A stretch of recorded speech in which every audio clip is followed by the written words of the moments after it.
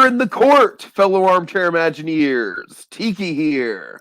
And Blue Dragon 5. And my oh my dragon, it's almost a week from my Disney World trip, from my Florida trip. I'm almost a week out. That's all I'm thinking about. That's all that's on my mind. But for the rest of you people who don't have a Florida trip coming up, Florida, you're thinking, better call Saul. And don't get me wrong, I'm stoked too. So Dragon, Better Call Saul, season... Oh my god. Oh no, Dragon, why didn't you say something sooner? I assumed you would have. Oh, God. You really. I don't believe this. Okay. Better Call Saul season 5. Oh man. It's just embarrassing. Wow, that was... Yeah, you're embarrassing me in front of her. Thankfully, we have a largely male audience, so that's pretty unlikely at this point. Embarrass me in front of Wexler. Oh, God. Okay, Dragon, set the tone here, please. All right, fine. Folks, there are no words to describe how excited I am for Better Call Saul Season 5. Boy, oh boy, folks. I mean, we're gonna speculate because, folks, it's on the horizon. It's gonna come at us, like a 1-2 punch, and then it's gonna be on a weekly basis. And it's here, folks. It's finally here. It took them a whole year. We got El Camino in the meantime, but it's finally here. Yeah, man, that wait. I remember I was at California Great America waiting for Railblazer, which was an awesome coaster. And that's where I got the news that we were gonna have to wait. That 2019 was essentially a sit-out year for Better Call Saul. And Dragon, we got some great stuff in 2019. I think you and I can kind of agree that that Watchmen was probably like the best fill-in for Better Call Saul in terms of just, a really compelling top to bottom narrative. But we're back, baby. And not only that, but we've got a lot of exciting news, especially in regards to the structure of the actual show itself. So I'm excited, Dragon. I'm very excited.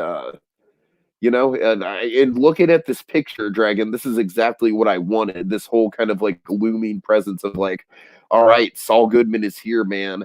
You know how I always pitched that poster of like Jimmy McGill floating in the pool, and then Saul Goodman about to eat Jimmy, like a shark, like a giant Saul Goodman with his mouth open in the water. Oh yeah. God, it's a great idea. I still love that idea. Thank you. Anyway. This is about the closest we've got to that in terms of marketing, though, I gotta say. Yeah. I mean, the marketing, kind of the posters and stuff, you've noticed a little bit like it's like torn paper, as in like we're splitting things down the middle, and the other prominent kind of like the big poster they're going with like... Yes, Kinsuki. A lot of Kinsuki, definitely. And, that's the buzzword, folks. Kinsuki. Anyway, sorry. No, seriously, like the image they're going with for like the box art on the DVD and everything this year apparently is going to be this image of basically a picture of Saul Goodman's basically being torn to pieces but reassembled, but it's missing as you can kind of see in this picture, it's missing the pocket square. It essentially represents the heart. That was Jimmy McGill. It is missing from the picture. So symbolism. Yes, Kinsuki missing a piece. So go figure. So, folks, the way we like to break down our Better Call Saul spec is we kind of do it in threes. We have the What We Know segment, which is basically all the stuff, all the news that we have, and then what we've seen that gets kind of the trailers, and then ultimately what we think, as in what we think is going to happen. That's the juicy spec. I'm gonna come down on it right now, just to save time and save us from copyright. We are not going to screen share the trailers. Well, yeah, I figured that because we're on the time thing. I say we're going to describe the highlights and that one. The point being, I'm just saying. I'm just clarifying. All right. Anyways. Okay, so let's start with what we know. A few big kind of newsworthy things. So first off, big one, man, awesome one. It's been confirmed. The thing we kind of been theorizing for many seasons now, at least the last 2 seasons, I'd imagine. We have an ending confirmed. So good news. Not going to be this season, folks. We're still going to get more Saul. And Saul has officially outpaced Breaking Bad. Oh, wait, how so? Well, I mean, like, because Breaking Bad, I don't care if they had that break in the middle. I still consider Breaking Bad like one final 5th season. Right. Oh yeah, you're right. In that regard, yes, we're getting 6 seasons, but I'm saying we're still Yeah. going for 63 episodes. They're meeting Breaking Bad 63 episodes Oh, total. really? It's literally the exact same amount of Yeah, episodes. same exact amount of Well, you episodes. know Yeah. what? I don't care, Dragon, because that extra season means we're gonna get because season 5 to me is one cohesive story in spite of being split down the middle. So my hope for we've always kind of talked about this. My hope for the 6 seasons is that essentially seasons 1 and 2 are going to be the essentially the brothers McGill arc. And then seasons 3 and 4, that's going to be kind of like the breaking point of the brothers McGill, and then kind of the slow transformation into Saul Goodman. Seasons 5 and 6, all Saul all the time, baby. So we're entering the third act of the show, if that's the case, Dragon. I think that's a very good way of putting it. Because that's the thing. So, folks, we know we're getting 6 seasons. It's going to consist of 13 episodes, which the previous 5 have been 10 episodes, bringing us to the 63 total thing, like Breaking Bad. Also, timeline-wise, just so people can keep track at home, if I don't miss my guess, given that Better Call Saul was set 6 years before Breaking Bad, we are halfway through with our time link-up. So we're in 2004 at the end of season 4. And so basically, we have 3 years to catch up to Breaking Bad. Which, of course, we're seeing how they work with time on this show. They can just kind of fast forward through some of it if they wanted to. That's the really fascinating thing. Like for all we know, all we know, going into season 6, it's possible that we could do it in one episode. We could have all the link up to Breaking Bad one You're right. glorious episode. You're right. And then after that, it's like see the rest of season 6 could be all Gene, or it could be like we get to halfway in the season. Crazy. We do like the epic link up, or like a half season of link up, and the other half is all Gene, the whole black and white Gene plot. There's so much potential. So much potential, so much speculation. But it was so much speculation, we could even break that down to season 6 speculation, which we don't have to worry about right now. So we're going to move on to some other juicy stuff that we know. Credits and some footage from said trailer. We know that Hank Schrader and Steve Gomez are back. DAA, baby, Gomez. Yeah, Dragon, by the way, I did start watching McMillions, and yes, that guy is very Schrader-esque. Oh, oh, Doug. Very, very Hank Schrader-esque. But yeah, seriously, like Hank Schrader, I've got some theories on him. Of course, I feel like he's a very natural person. I feel like he's a very natural person just in general to bridge the two worlds together, Dragon, because of course, Saul as a lawyer does work with law being law enforcement. Law enforcement is involved in that equation. Law enforcement is hunting down crime. What is Mike and Gus? What are their modus operandi? Crime. So, Dragon, I really think that Hank is going to be kind of like at the center of everything here. It's interesting. I don't know. Like, I really do feel like them bringing him in here, it's not just going to be a cameo. It's not just going to be like, hey, I'm Lando Calrissian. Let's go find out together. Oh, here's my favorite thing about it, Tiki. This is my favorite thing about Hank Schrader's inclusion, is that it makes perfect sense given the events of season 4. Because think of all the public carnage the Salamancas caused last season.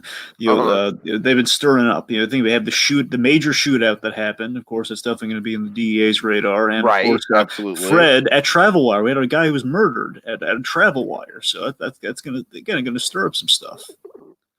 We don't know so what if they treated Hank Schrader as like kind of like the Dirty Harry who blows into town? It'd be interesting. It would be interesting to see that. And of course, you remember with Hank, we get a lot of teases to Walter White, like him maybe mention his brother-in-law, or like I don't want too much of that. I'm saying there might be like a mention or like a phone call. Like Marie might name drop. If there's a mention, that's fine. I'm totally fine with Marie just being a straight-up supporting character. I'm totally fine with that. But with Walter, I don't want them to be every episode just be like, hey, my brother-in-law. I don't know. No, but you see what I mean. There's like a reference. Point being, like, it's the potential. Like we have another way of threading the Walter White needle. That again, they've been really teasing us. Like if we're ever going to see Walter White, and again, it could be, we could work him in. Definitely last season, we got to work him in. You have to. Anyway, so of course, a big thing, the fun run. We can do the fun run this season, or at least establish that. Oh God, yes. Right. Oh man, that'll be fun. All right, as the name implies. So another kind of a more of a sadder, more of a somber kind of like last little cameo here. Robert Forster. We've Man, confirmed. I love how humble Robert Forster was about how Breaking Bad kind of shaped his late career.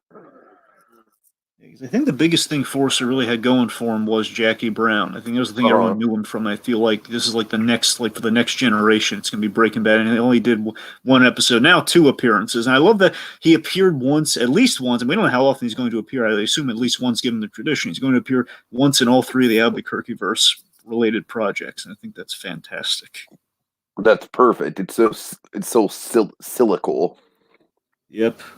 So yeah, I'm just so grateful that we're going to get one more appearance of him too. Because I was wondering when we had El Camino, because well, I mean, in theory they could have shot Better Call Saul because they were shooting at the same time, so it was a chance we could have gotten him, but it wasn't 100%. But it's great we're going to be able to see him one more time. Like the last work still in the Albuquerque verse. Good for Robert Forster, man. Good on him. Okay. So let's set the stage. Season four, big kind of points that we left off on, mainly by the last episode here.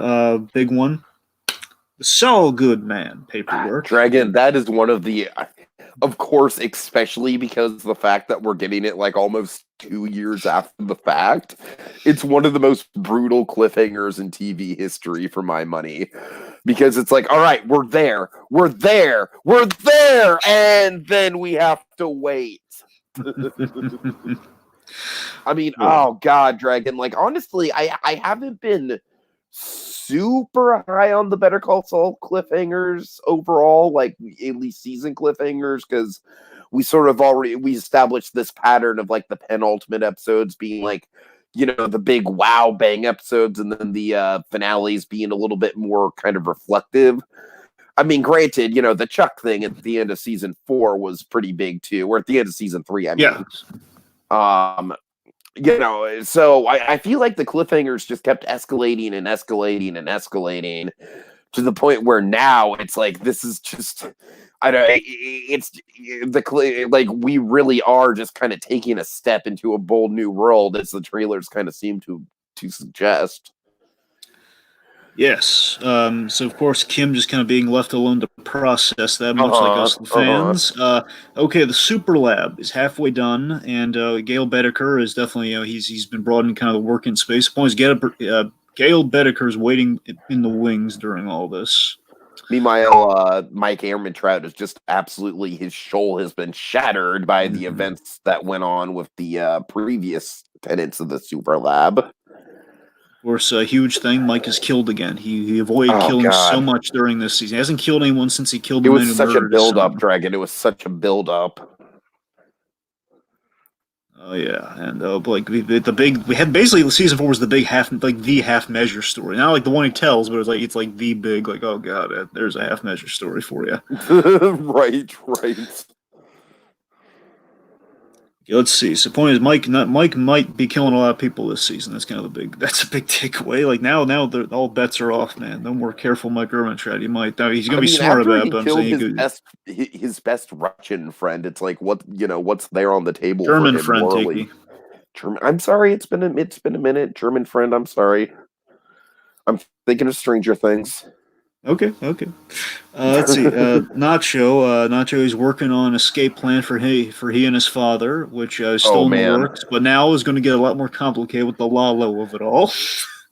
Lalo is just one of my most anticipated elements of season 4, just in general. I can't wait to see what he has up his sleeve. Remember, Saul Goodman taken to a desert and having a gun at his head by just kidnapped by 2 men, showing him a grave, easily is not his fear anymore when he realizes they're not Lalo. That's the hype that we have built up around Lalo. Oh, I know. I know. It's going to be a lot of fun. Speaking of Lalo, I really do think the episode 9 is going to revolve around Lalo. That's kind of, I'm going to plant a flag there. We'll see. So Lalo, he knows Gus is up to something. Again, doesn't know all the details about the Super Lab, but he knows Gus is working on something, and now he has a name.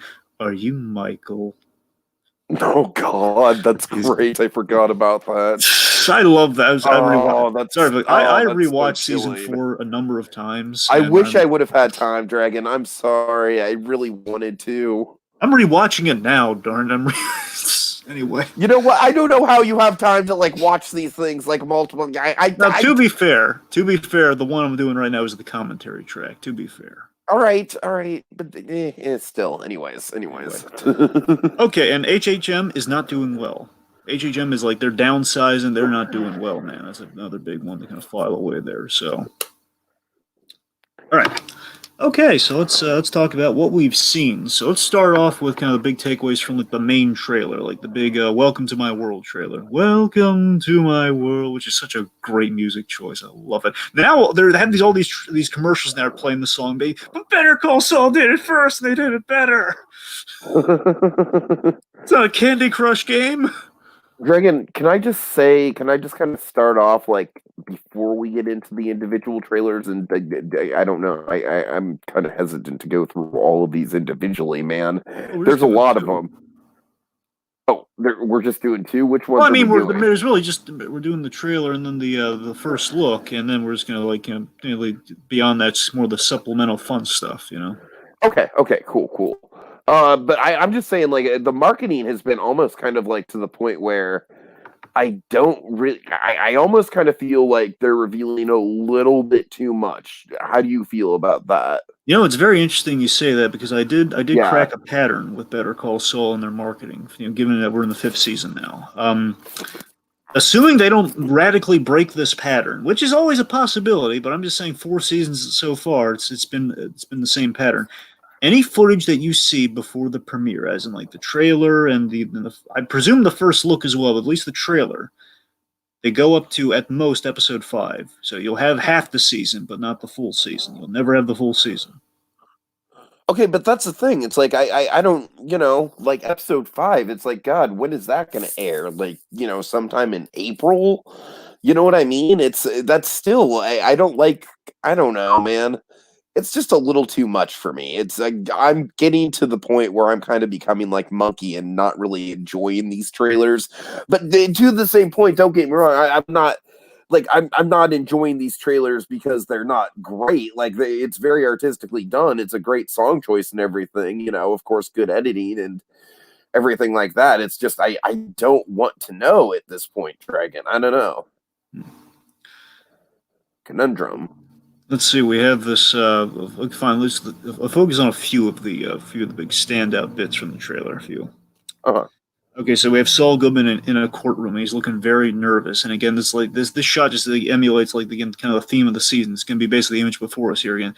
Jimmy McGill in a courtroom versus Saul Goodman in a courtroom. He's wearing a Saul Goodman suit, but he looks like Jimmy McGill the way he's looking at that. It looks like Saul Goodman doesn't get nervous like this, so it's going to be. I think there's going to be a lot of interesting dichotomy between Jimmy McGill and Saul Goodman this season. Like, kind of like, where does the Jimmy end and the Saul begin? It's still on that kind of like line. I don't think we're quite 100% to Saul Goodman yet, but Saul Goodman has very much entered the equation. It's really interesting.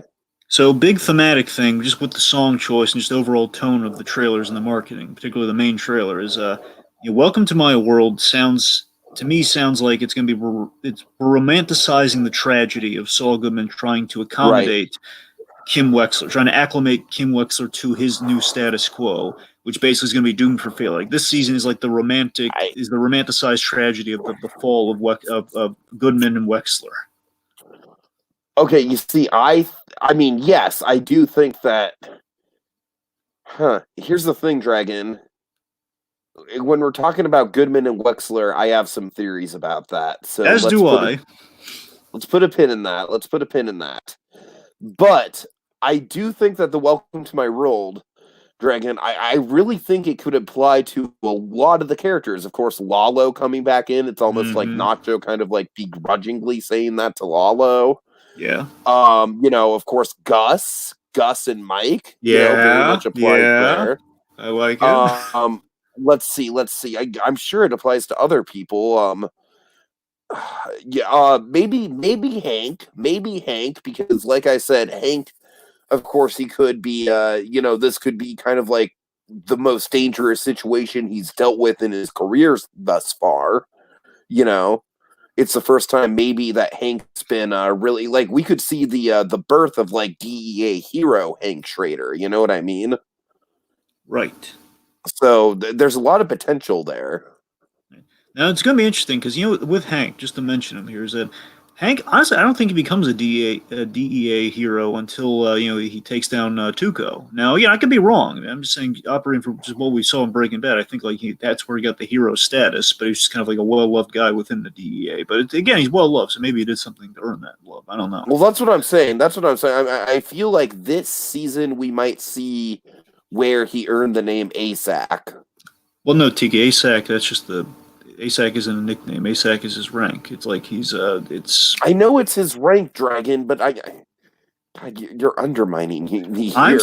But ASAC really, it isn't a nickname. That's what I'm telling They you. call him ASAC Schrader, though. That's what you're supposed to call him once he gets the promotion.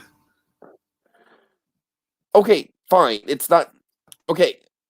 He gets the promotion this season, then Dragon. All right. I'm sorry. I don't know about it. I'm sorry. Okay. Anyway. Okay. But here's the thing with Hank. Though I remember when I first watched Breaking Bad, Hank didn't really. I didn't like Hank in the beginning, which is really interesting going into the season because I wonder if they're going to retroactively sell me on the early Hank I didn't like. It's going to be interesting because here's the thing: Hank didn't appeal to me until he was like like around season 2 or 3 when he was in pursuit of the RV. When he was in pursuit of the RV and he was looking like he was tailing all the leads to the RV. That's when he started to appeal to me as a character. Because before, again, the thing you're going to be fighting against with Hank is that again. Kind of a little kind of casual racist charm of Hank Schrader at the start of Breaking Bad, which is Yeah, it's going to be interesting. Of course, I feel like with Gomez in the mix, that might add some humanity to him. That's what I'm saying. I really want layers on Gomez, man, because Gomez is always interesting. That'd be nice. That'd be nice. Okay, big thing. Mike versus the gang. Oh yeah. Oh my god. That's like a fucking Batman the Dark Knight Returns moment right there, Dragon. Oh god, it's just Mike. I just love like Mike being tailed by all these guys. Just oh god, it's like a gang of 5 people. Mike Herman. What I love about this is I feel like this whole trailer just feels like the Better Call Saul characters like iconographized. You know what I mean? Like it's just like there's such a heightened quality to everything going on here. It almost feels like just a big movie with everything. It does. Speaking of heightened quality, Saul Goodman operating out of a circus tent, or basically like a striped tent. Which I love. That's a great aesthetic. I think it's going to really make the season look unique visually. It's a good build up to the strip mall. Yes, exactly. Basically, another like kind of built-in plot line, I imagine, for the season, as has kind of been built in since last season. Since he lost the office with he and Kim, Goodman's quest for an office. In this case, the quest for a strip mall. Right. It's going to be interesting. Right. HHM. We had a handshake with Howard Hamlin outside HHM. I'm getting like a deal with the devil vibe. Interesting. Lastly, earpiece. Yep. Got the earpiece, man. We're building them up. Okay. All right, so the first look. Some of the things they kind of like Peter Gould and Vince Gilligan kind of promised is they promised Saul Goodman is going to be in a lot of trouble this season, which is big. Mm-hmm. We kind of saw in the Joyride teaser where basically, Saul Goodman possibly in that Lalo situation for all we know, with the whole like, I got murder in my mind thing playing. He's in the car. And he hasn't been in trouble like this since season 1. He hasn't been in trouble like this since the whole Tuco affair of the first season, which is going to be very interesting since the whole Tuco Nacho of it all. And he did make a promise to Nacho. Was just a taste. That was just a taste of what's to come. Like I feel like this season is almost like I don't want to say it's like going to be like a season long equivalent to that because of course I don't really know if we're going to like spend the whole season dwelling on this.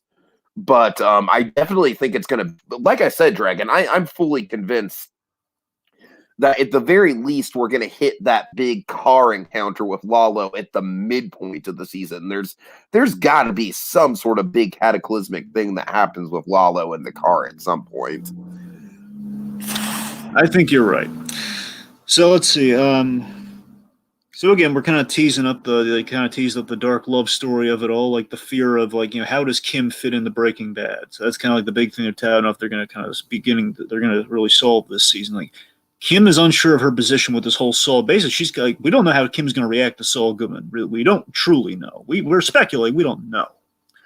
Like it could go many a way, but the fact is that's kind of what Kim's thing is. The scene she's trying to figure out how she fits into things, and by proxy, how is she going to fit into Breaking Bad? Is it going to be more like a tragedy of Breaking Bad, or is it going to be more of like, oh, she was just been in the background this whole time? Like I don't know.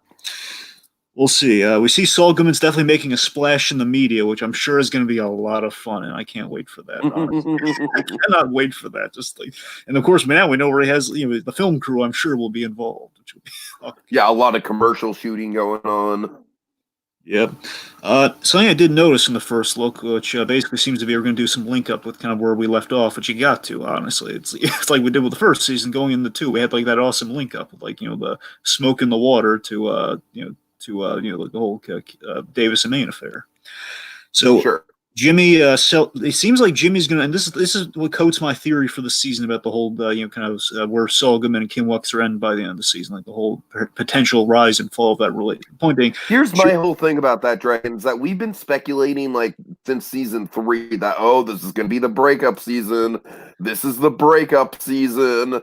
So at this point, I'm not like all bets are off for when these two are going to break up. For me personally, I think you're right about that. But again, I think it's going to be okay. Well, first off, I won't get into all my spec on that. But let me just say that I think we see Jimmy selling Kim on the positive outlook of Saul Goodman, the business, like Saul Goodman, the business, which he does. I think Jimmy's deluding himself and thinking that he can be both people, which is, again, per our image here. That he can be both people. He can be Jimmy McGill and switch to Saul Goodman. I think the ultimate realization is going to be he's become Saul Goodman. Jimmy McGill's a dead memory. Yeah, for sure. I think that's kind of what we're teasing up with, like him just trying to sell Kim. And I think it's kind of like getting Kim into like, yeah, I think we can make this Saul Goodman thing work. And I think that's going to unravel itself, but we'll see.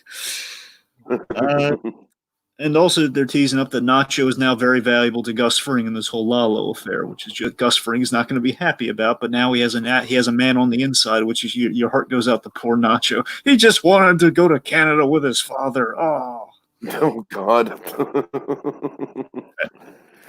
All right, is that about it? Yeah, it's just some of the fun the trailers stuff. At least. Yeah, that's it for all the meaty trailer stuff. So some of the fun, like overall, we kind of talked about the tone of the season already, but here's some fun supplemental stuff we should talk about.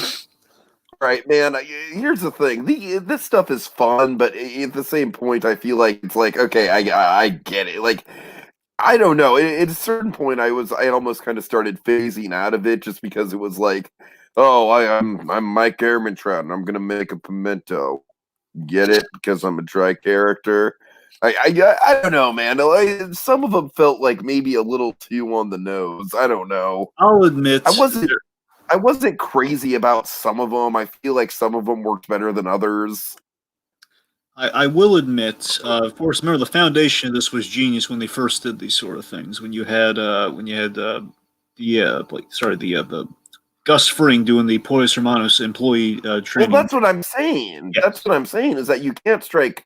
That was lightning in a bottle, and you can't strike lightning in a bottle with all these characters. You know what I mean? And then you had Mike. Again, it had a logic to it. You had Gus doing that for that season. Then you had Mike Ehrmantraut doing the security. My training videos. Yeah. Which those two make sense. And this one's just, I think it's just more just for fun and giggles. That's really what this one is. Like, you got to admit, though, make a taco with Lalo is quite fun. Okay, that was easily the best one. Yeah, of course. See, the ones that made sense, you had the taco. The taco like you would tuck your Amelita into bed. That's great. Here's the one that made the most sense of the one they should have probably done the whole thing as. I like there's a little twinge of subtext with most of these. Obviously not the pimento. That one's just more of a tongue. Remember the pimento? You remember the pimento. No, it's yeah, that's what I'm saying, Dragon. It felt like cheap fan service. A couple of them. I think they've earned that, man. After all the stuff they put in, but the one that made the most sense though was the Saul Goodman the jury duty thing. That one did make sense. That was a lot of fun. And again, very akin to the. They did a lot of this when they did Breaking Bad on the DVD bonus features. They had all these like Saul Goodman little viral. Like ads where he would little mini ads for Saul Goodman, which again we're still doing now and we're still having a lot of fun with. So that one made sense. Maybe we'll get more of them down the line. I don't know. We'll see. All right. Oh boy, this is we're at the moment I've been waiting for, right? Yes, we are. Okay, the episode titles, which I do not know at all. So this is going to be like, kind of like a live reaction on my part. I have not looked these suckers up. All right, folks. So now we're getting into the Oh what boy, we think I'm will excited. happen. I'm excited. Now we're getting to the what we think will happen, kind of general speculation side of things. We're going to start off with some episode titles because they revealed all the episode titles, and this is going to be like a radical Jello change. Oh, these are pretty much locked in. You know, Well, let's just hope. Let's just hope that Xerox isn't involved with any of these titles. yes, I mean seriously, don't folks. Xerox is a fine product. I don't know. I mean, if we've when we went to Neff Copier, I'm sure Xerox is very well represented in Albuquerque. Oh God. Make no mistake. Anyway, fear aside. Okay. So as I mentioned, take this with a grain of salt. And again, I did kind of break this rule a little bit. But traditionally, again, the trailers show up to the first 5 episodes. So maybe the footage, I imagine, will probably peter off after the first 5. So anyway, let's just go through them here. Okay. We don't have all the cast and crew here, folks. We're just going to stick to the episode titles for the most part here. Okay, episode 1, Magic Man.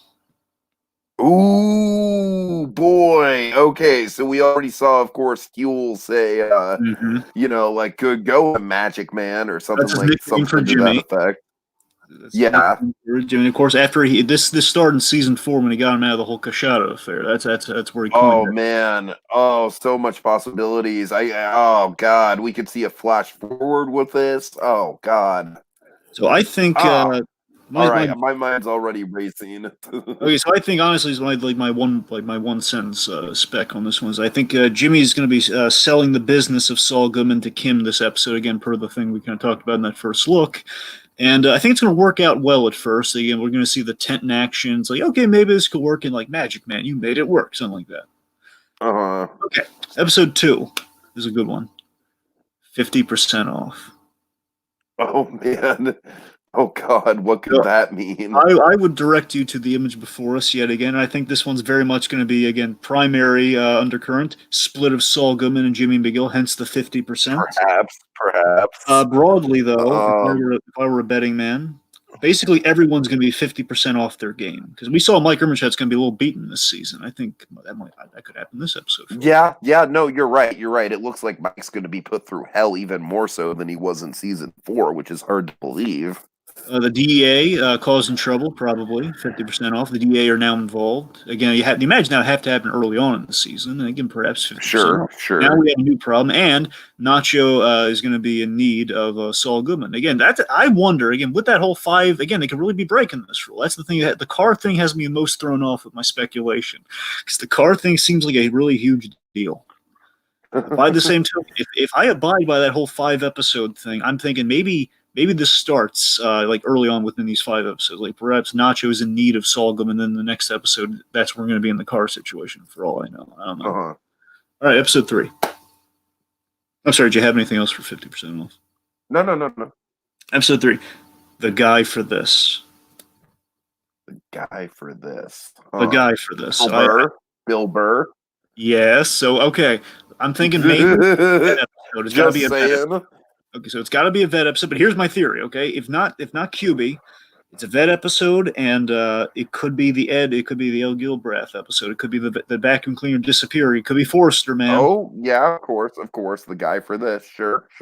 Yep. It could be. Oh, oh my God! I just realized something. Mm-hmm. Nacho could use Ed. Yeah, he very much could. Oh yeah, that would be. Oh yeah, if Nacho needs help and Saul finds a guy through the. Nacho is the okay, so basically, if Nacho is the person who essentially starts the connection that Saul has to Ed, but then Lalo finds out that Nacho disappeared because of Saul. Mm-hmm. There you go. Yeah. I think we just kind of unwrapped a puzzle piece there, Dragon. Boy. Yeah, makes sense. We'll see. We'll put money on that one. All right. All right. So also based on I imagine this one could be the if you don't look at it in the direct, like I'm pretty sure we're gonna do the vet stuff. Whether it's gonna be the vet and QB or vet and Ed, it's gonna be we're gonna do a vet thing. But if not, another thing we could I do. just want to see Bill Burr in this show. I don't even care if it's like a one scene, like, hey, I'm QB, I'm Saul. Maybe we'll see each other sometime. I have another QB. Maybe. There's another QB opportunity in these episode titles, so we're gonna see. But Okay. the other thing, so this could be. I predict also this could be the big media splash at the courthouse that we kind of saw teased up of Saul going because like I'm the guy for this, like him like saying to the media, I'm the guy for this. He needs Right. Sure, I can see that. Here's one I have no idea what to make of it. It's really grappling at straw spec for this next one. Number 4, Namaste. Namaste, huh? Of course, Namaste. Well, that means it means hello, right?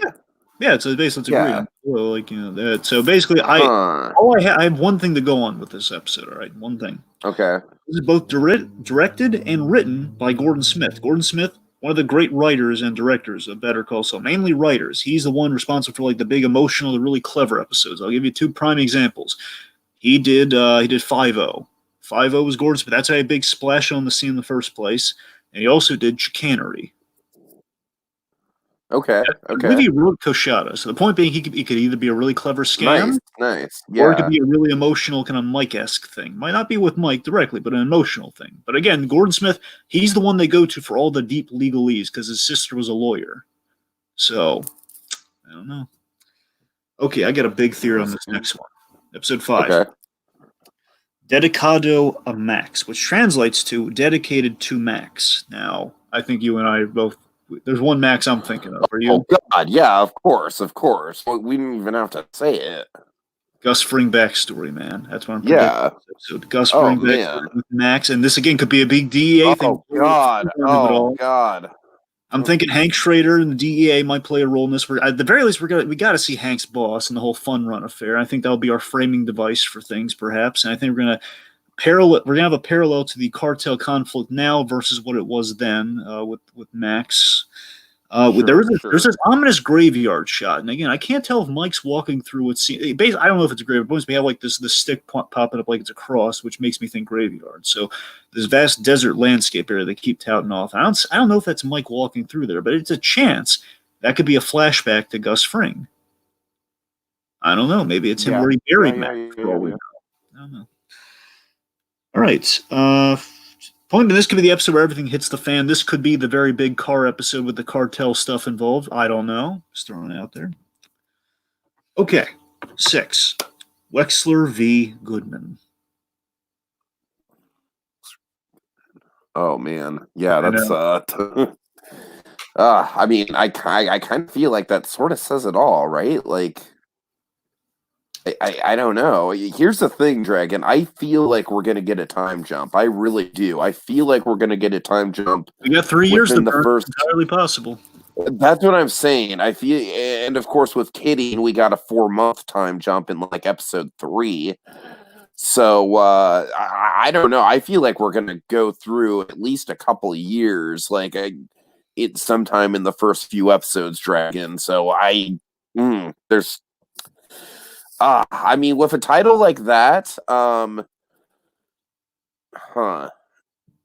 With a title like that, I feel like, would it really be that obvious? Is it really as obvious as, Jimmy and Saul are going, or Kim and Jimmy are going to court against each other? What do you think? Which is possible. Remember, it's entirely possible because, again, she's now doing the public defender work, and he would be representing the opposition. So. And again, we saw that the first image they showed in that Welcome to My World thing, he seemed like really nervous in the courtroom. And again, if anything's going to shake Saul Goodman's confidence, I would imagine it would be going up against Kim Wexler, who, 1, is affordable in her own right, but 2, it's Kim. Slip in Kimmy. So, and basically, things are probably going to come to a head, safe bet, possibly over the office, or again, the antics in court of them being pitted against each other. Entirely possible. Again, Kim could be, at the end of this episode, she could maybe reject Saul Goodman after seeing him in action, like legally how he operates. I don't know. We'll see. I have a big theory. I'm going to save it for later, though. Okay. Okay, 7. JMM.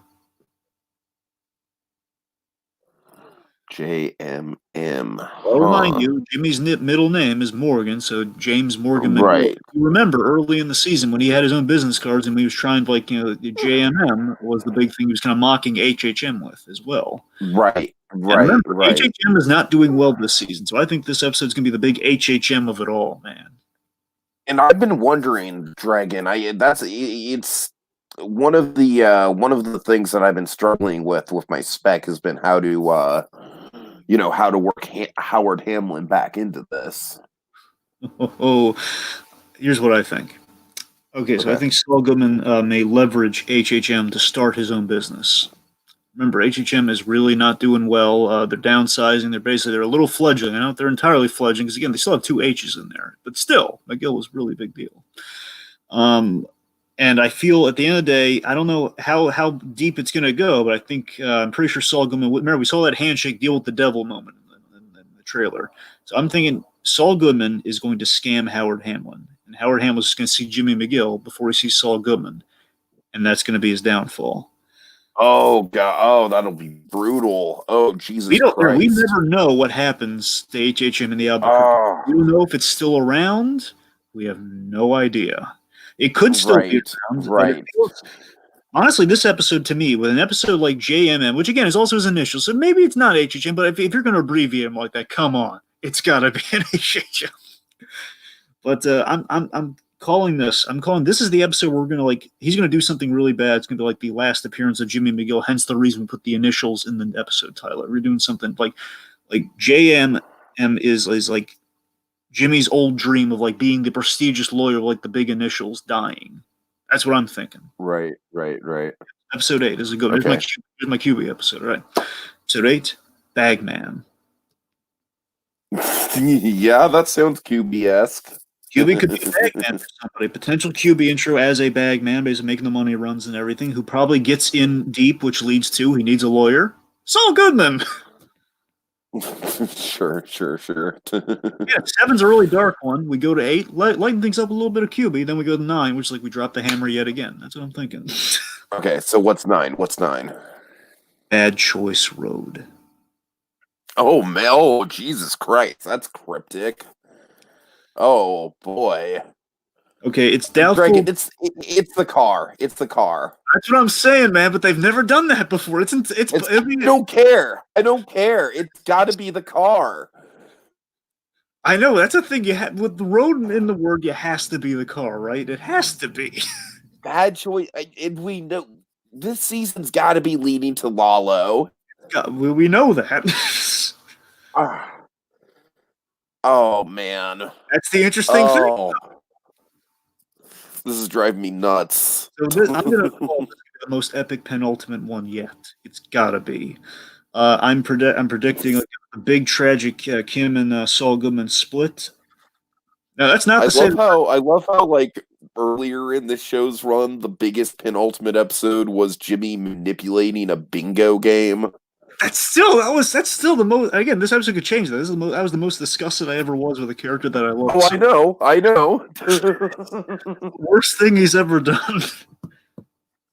But then again, this episode could top that.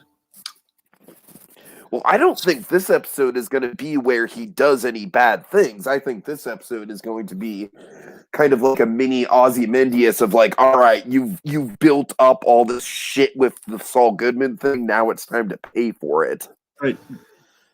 Something I forgot to mention during the first look of it all. One big thing they teased is that early in the season, there's going to be a lot of really small, mundane choices. Basically, we're doing the telltale approach. That are going to lead to big consequences. Exactly. They're doing the telltale approach this season. Like these little inane choices, these little inane decisions that are going to have like big ramifications. I'm predicting all the ramifications. Bad Choice Road. They're going to blow up here, man. The gunpowder is going to end here. All right, you're going to roll 10. If you're ready for 10. I don't think I am, but why don't you hit me with it anyways? This is like the completion of the trilogy, man. Something unforgivable.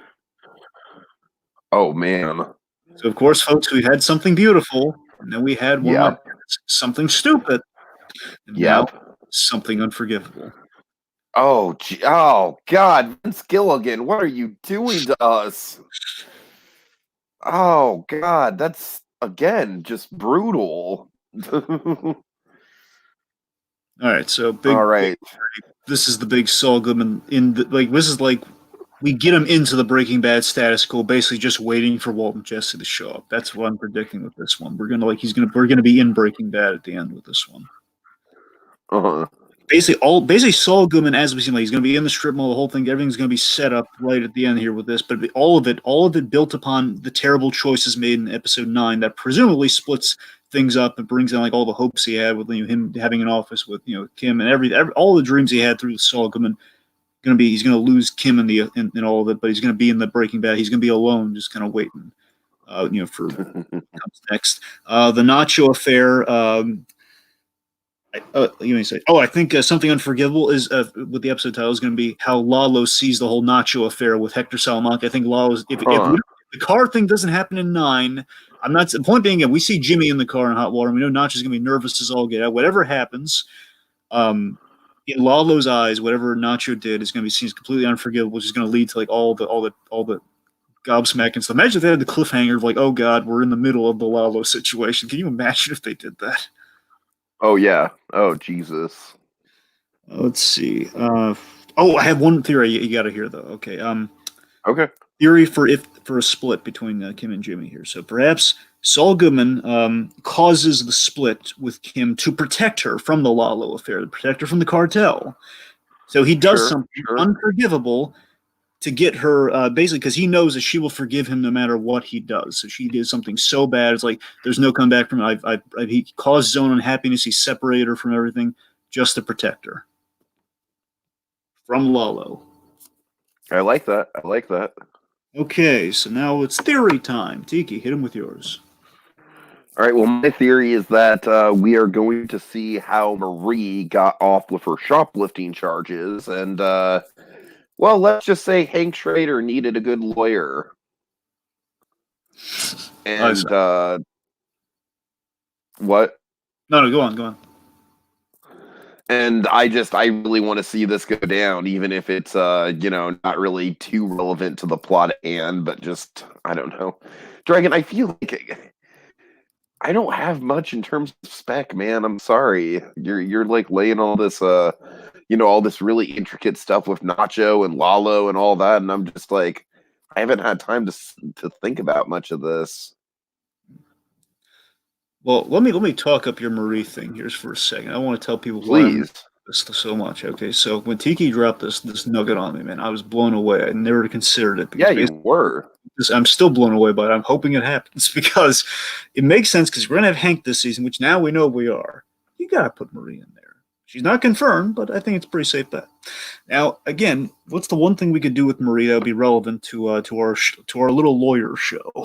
It's got to be Marie gets caught shoplifting, which is going to lead to Hank, whether it be like a desperate plea, as like he's going to have to make a deal with Saul Goodman. Like Saul Goodman wants, basically, you scratch my back, I scratch yours. Legally speaking, Saul Goodman gets Marie, like a small thing, like Marie again. She's in like mall jail yet again, and Saul Goodman gets her off. And basically, we take one of the dumbest story points in Breaking Bad, and we make it so good here.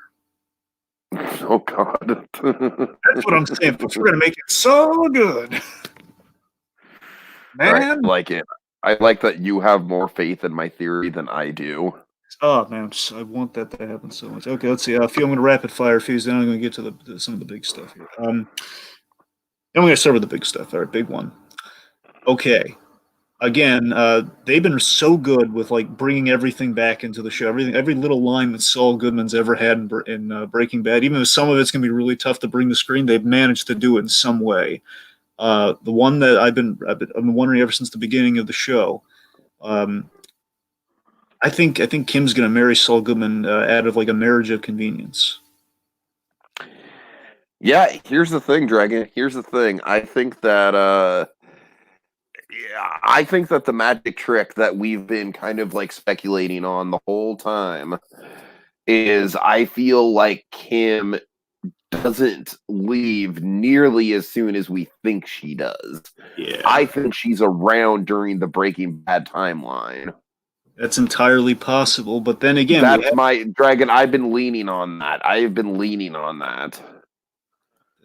that's very interesting, man. I want to see if they get one. If I just want to see how that looks, how that gets pulled off. That's going to be so What if interesting. she's just like? What if she's just like a Skylar White in her own right, where it's like she's like, of course, a much better Skylar White, but, like where she's almost kind of just like a victim of a circumstance in a way, where she's almost kind of like just trapped in this marriage of convenience.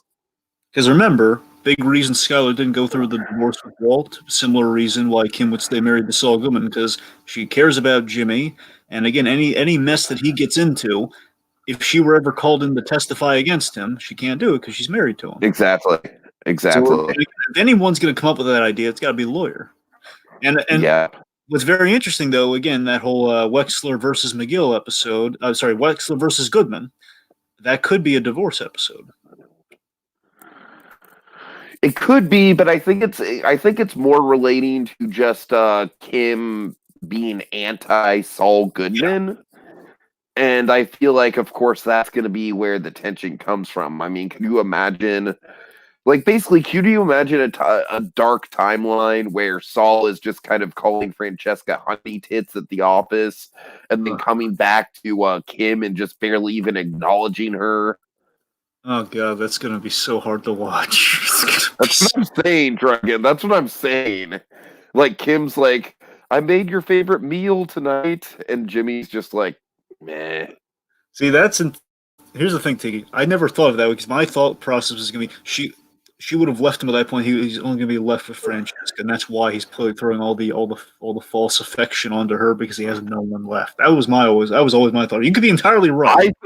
I think it's more tragic if she's still there, Dragon. You're right. It is more tragic. We'll see. I mean, there's only so much tragedy someone can take. That's what I'm saying. There's only so much tragedy. I don't even know if I can handle it. Also, it would just add just such a big layer to Saul Goodman's private life that we never saw in Breaking Bad. Entirely possible. The other reason I'm leaning towards the divorce is, again, for the sake of time jump. Again, if imagine we had a time jump that would lead to the end of the marriage. Divorce. Just throwing it out there. Okay, let's see. Let's see. Oh, remember, we do have things teed up with Don Eladio. I rewatched the season. When I rewatched it, I picked up on a detail. It was really important. Don Eladio, we learned from Juan Bolsa that Don Eladio, the big head honcho, of course, Gus Fring's new enemy number one, next to Hector Salamanca. Don Eladio forbids buying from outsiders, which of course, I think with basically everything that's going on here, everything's going on with the big cartel shakeup, the whole Fring versus the Salamancas in house, and everything that's going on with the DEA becoming involved in everything, all the suspicion is going to be the in for Walt and Jesse. All of the stuff that we saw unfold is the reason why they're going to be is the reason Gus Fring distribution is going to be. They can't distribute the way they have been before, and it's going to lead to them needing to buy from inside. They're going to buy from basically an outsider, within Albuquerque, which will be Walt and Jesse. I think we've set up the playing field really well with that. Let's see. I'm trying to see if there's anything major here. Okay. Remember, Saul Goodman in the flash forward we had last season. Saul Goodman recommended a lawyer or a firm to Francesca in the Quite a Ride episode. Yes. Now, there's a question. Could it be Davis in Maine? Could it be HHM, assuming it survives? Or could it be Kim with her own firm? I like all those theories. And, of course, also, Dragon, I want to just point out, I'm sorry, remind me where Jimmy's in Iowa right now, right? He is Cinnabon in... Is it Nebraska? Nebraska, that's it. Yeah, it has to be. Kim is from Nebraska. Mm-hmm, exactly. So I do think that if we don't go the route of like my really depressing idea of Kim just kind of being this neglected housewife, I think we go the route of kind of like this, maybe almost kind of like a leftover style situation where Jimmy moves to Nebraska specifically so he has a chance of running into Kim while he's there as Gene. I'm going to expand upon that because it's a great theory. Okay, I'm going to fill in the blank where I think we're going to do with the Gene stuff. Okay, so after what we had, after the Gene scene we had last season, again, Gene's very paranoid. Basically, as Bob Odenkirk and everybody's been kind of teeing up, it's only a man can only live this paranoid for so long because all the stress is already getting to him with the whole collapse of the Cinnabon. A man can't sustain himself like this. Unless perhaps you're Jesse Pinkman, but we're not. We didn't see the spin-off movie of that one. We don't know what happens after he rides off all happy-go-lucky at the very end of that one. Anyway, so Gene, at some point, I think this season we're going to start off. Gene's had enough, and he's going to make the choice to be Jimmy again, not Saul Goodman, because that would be reckless and that would defeat the whole purpose of everything. He's going to be Jimmy McGill again. He's going to throw caution to the wind. I'm going to be Jimmy again, which again would be counterproductive. What this whole season's going to be about Jimmy becoming Saul, but this is like Gene becoming Jimmy. And so we're going to it's going to be a reconnection arc bridging into season 6 where basically we're going to set up that he's basically stepping out on his own perhaps when we get to season 6 when we do more Gene stuff. He's going to be looking for Kim Wexler. Oh man. Right? Yeah. I think the big low of lows moment, if there is one with Kim, is going to be Kim teased in season 4. Like maybe next time you call, I won't come. And I think that's going to happen. Like Jimmy's going to call her, and she's just not going to come. Box origin. Whenever Jimmy builds the Saul Goodman office, remember he has his go box, the box full of the tape that we watched at the very beginning. The little box full of coins. All the little totems are going to be sealed in that wall. It's little things. Open the sea there, and that's all I got. Oh, the fish dying. If the fish has got to die as a symbol of Jimmy McGill dying. Oh yeah, okay, yeah, I agree. Okay, what do you want to see? The fish has been alive for too long at this point, anyways. Oh yeah, you're right. It has. You bring it up like okay, Tiki, real quick. What are the things you really want to see? Obviously, QB's one of them. You want to see QB. We all want to see QB. Darn it. I mean, I feel like we've pretty much got. I feel like everything I want to see is kind of an inevitability, like the the Lalo face off, of course. I want to see what becomes of Kim, and I feel like we're gonna get that one way or another. Of course, I do want to see Hank, the Marie thing go down. That is one thing I do want to see. I don't know, just generally speaking. I think if Mike is really in bad sorts this season, he's going to do the whole. He's going to set up the trust fund for Kaylee. And remember, he knows Anita. Anita's the lady from the therapy group, and she works at the same bank that he keeps his money in, Craddock Marine Bank. So I think we're going to set that up this season after he has a bit of a scare in the field, perhaps. Howard Hamlin's wife. I want to see Hamlin's wife at least one time in the show. Also want to see. I want to see the father Hamlin. Oh yes, that's better, but still, a wife would be nice. Though you're right, Hamlin Senior. Yes, I still think that he should be played by Robert Redford. That would be amazing. Unfortunately, Mr. in Redford, a one episode role. I wanted to, man. Unfortunately, Redford's retired, man. But if you could ever come out for something. I know he's retired, but you know what, Dragon? You know what? We're getting Rick Moranis back on screen, so anything's possible. We got Pesci. Possible. Joe Pesci got nominated for an Oscar this year. It's funny. Patrick Fabian's father's name is Tom Fabian. I wonder if it's going to be like Tom Hamlin. I wonder if they go that far. It'd be fun. Okay, the Esteem, Jimmy's Esteem, which again is the other. If the fish doesn't die, the Esteem, that's the last vestige of Jimmy McGill. The Esteem is like it's going to be traded for the Saul Goodman Cadillac, for the caddy, man. Oh God! Right. Because of course the Esteem at this point is like the RV. It's the equivalent. It's like the character. It is the perfect symbol for Saul Goodman. The Esteem being the most perfect person you've ever seen in your life. Anyway, here's the scene I'm dying to see at least one time before the show's over. Mike and Kim having a scene together. Here's a longer shot. Saul Goodman meeting Kaylee Ehrmantraut, again, maybe to set up to give the whole trust fund idea or something. I don't know. Let's see. Also, here, one of your things you've always pitched around there. Does Gus Fring have a family? I think it's I think there's a lot of interesting things you can do with that. I think potentially he has a family just as a front. He has a family just for appearances. No, I'm serious. No. I'm serious. Never considered. Oh God, it would have be stare. Oh my God. Because of course, I think we all can pretty much agree that he must be gay, right? With the with everything that went down with Don Eladio. I mean, so with that, I mean, I'm not saying that he doesn't have a husband at home with some kids, but my thing is, I think wouldn't it be fucked up if he had some sort of arranged marriage going on?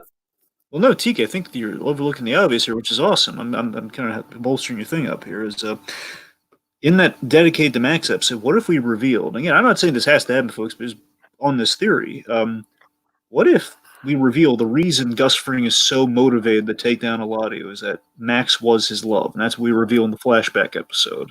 That Max Argilette was the love of his life, and then that was what made that. I mean, don't we already pretty much know that though? No, well, I was never I mean, well, you knew they were best friends, and practically brothers, the whole Chicken Brothers thing. Which again, I will admit, when you think about it that way, Chicken Brothers, when you think about a romantic thing in their brother, no, I don't know. Well, that's the one thing that kind of maybe punctures a little bit of a hole in that.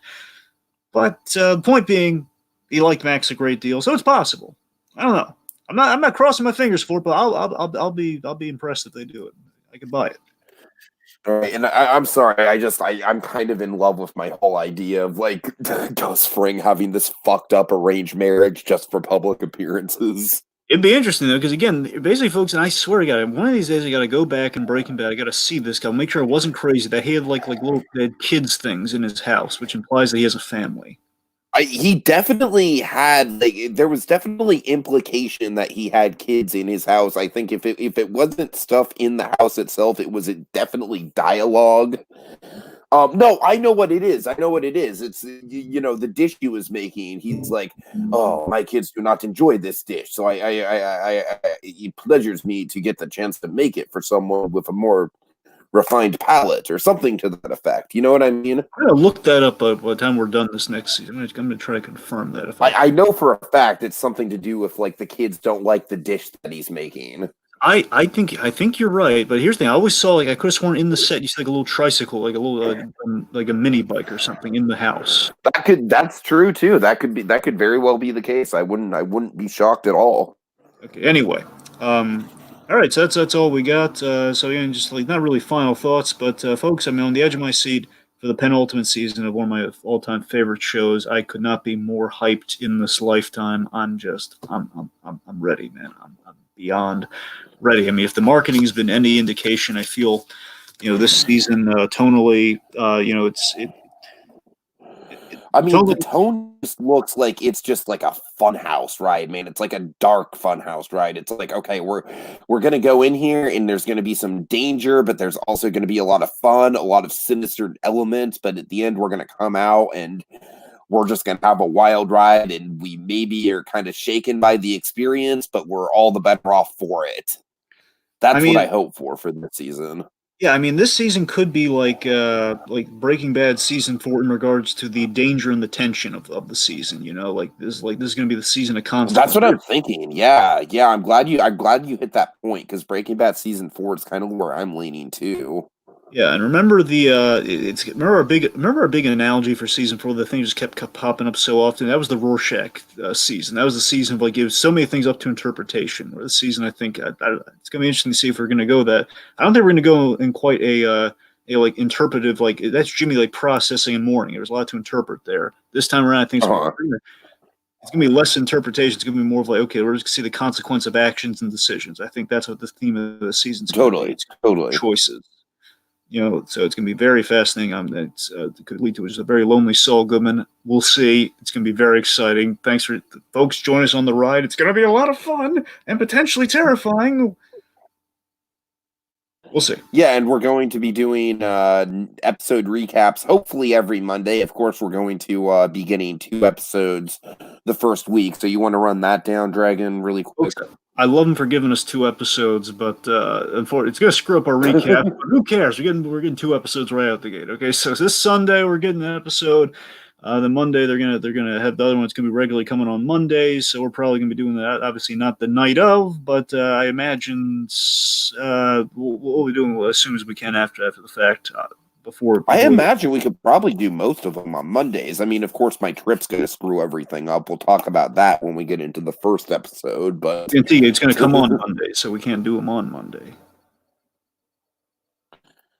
Oh, wait, I thought they were coming on Sunday. No, that's the first one is, and it's going to be Mondays regularly.